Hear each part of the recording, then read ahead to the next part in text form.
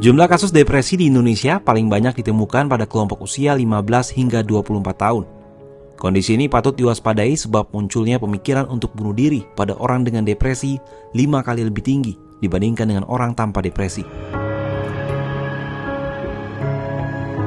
Data Survei Kesehatan Indonesia atau SKI 2023 menunjukkan prevalensi depresi paling tinggi pada penduduk usia di atas 15 tahun ditemukan pada kelompok usia 15 hingga 24 tahun, yakni sebesar 2%.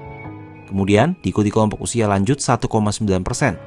Sementara kelompok usia dengan prevalensi terendah ialah 35 hingga 44 tahun sebesar 1%. Di antara anak muda yang ditemukan depresi, sebanyak 61% diantaranya memiliki pemikiran untuk mengakhiri hidup dalam 1 bulan terakhir.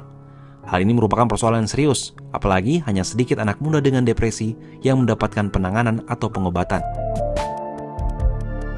Dilaporkan pula depresi pada usia muda lebih tinggi ditemukan pada perempuan 2,8% dibandingkan laki-laki 1,1%. Perempuan dinilai lebih berisiko mengalami depresi selama masa pubertas.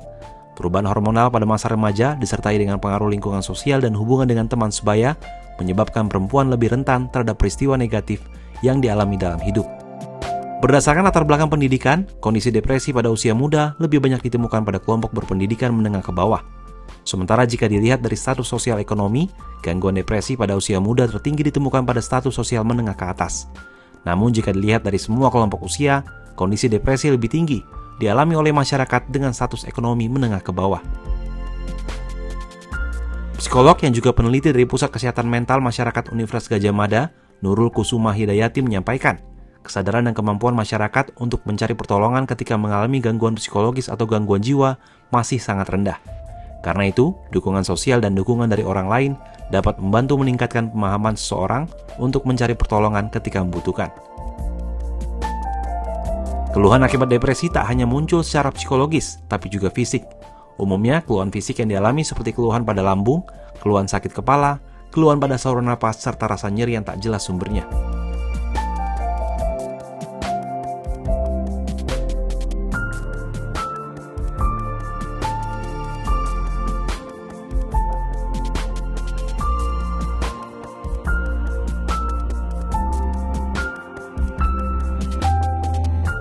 Mencari pertolongan sejak dini sangat penting untuk mencegah kondisi yang lebih buruk.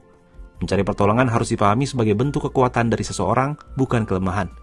Kemudian akses dan dukungan pun sangat berperan untuk meningkatkan kesadaran seseorang untuk mendapatkan pertolongan psikologis.